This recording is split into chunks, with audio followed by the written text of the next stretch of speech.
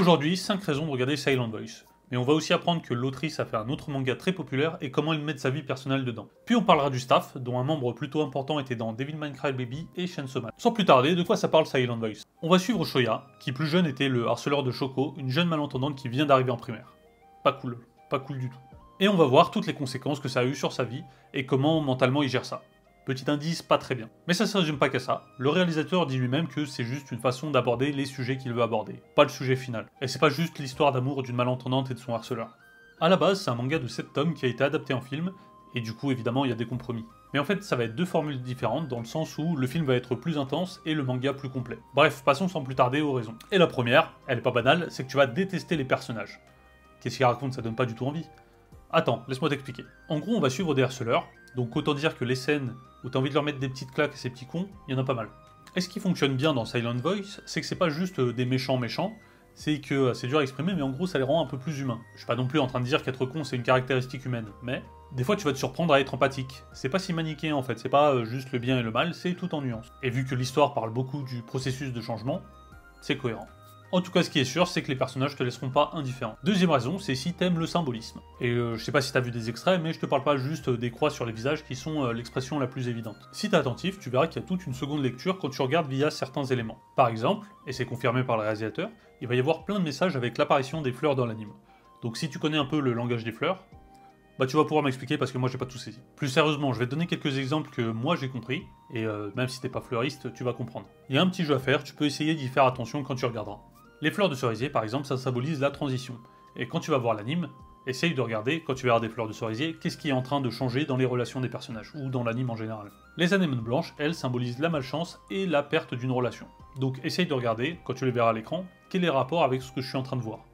Et enfin, petit bonus, les feux d'artifice qui se disent Hanabi en japonais, qui veut aussi dire fleurs de feu, eux symbolisent la beauté éphémère. Et pareil, il y a 2 feux d'artifice dans l'anime, c'est des moments très spéciaux, essaye de te demander quel est le lien entre les deux scènes. Troisième raison, plutôt importante, sachant que t'es sur un anime qui est un peu lié aux émotions, c'est la musique, et donc l'ambiance en général. Déjà, quelque chose d'assez particulier, c'est que pour réaliser le film, ils ont sollicité la société Pony Canyon, qui est une société qui s'occupe beaucoup d'artistes japonais dans le domaine de la musique. Ils sont intervenus pour leur expérience, mais surtout pour l'argent qu'ils peuvent fournir. Bon, ça fait pas très artistique dit comme ça, mais il faut te dire que ça a mis dans les meilleures conditions Kensuke Ushio, qui est le compositeur du film. Et si tu connais pas, il a fait la BO de Chainsaw Man, de Heavenly Delusion, qu'il faut que je regarde, de Dan Dadan, qui va bientôt sortir, et de Ping Pong, dont j'ai fait une vidéo.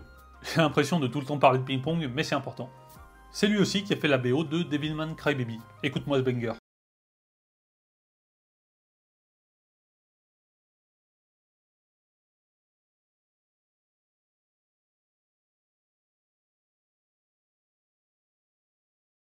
Évidemment, dans Silent Voice, il a fait une OST un peu moins faite pour une boîte de nuit démoniaque, mais plus dans la légèreté. Et en fait, je vais juste te laisser écouter, la musique ça se décrit pas.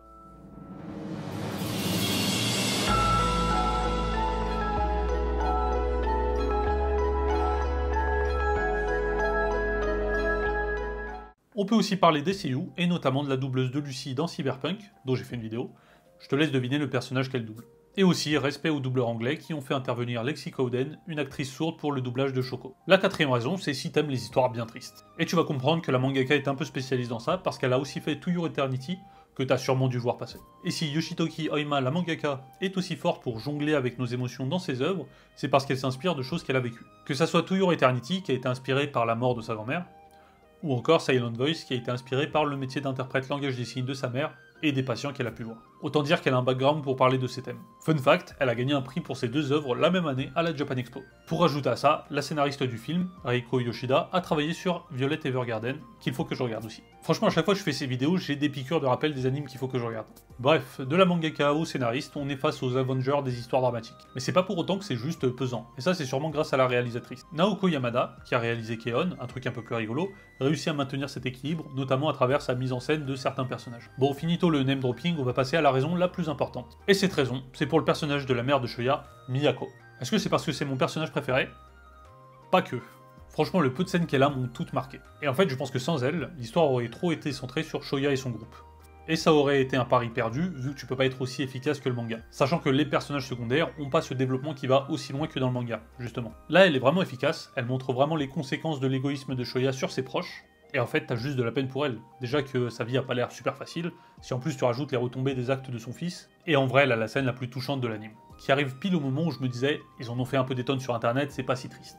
Et voilà, c'est tout pour les 5 raisons.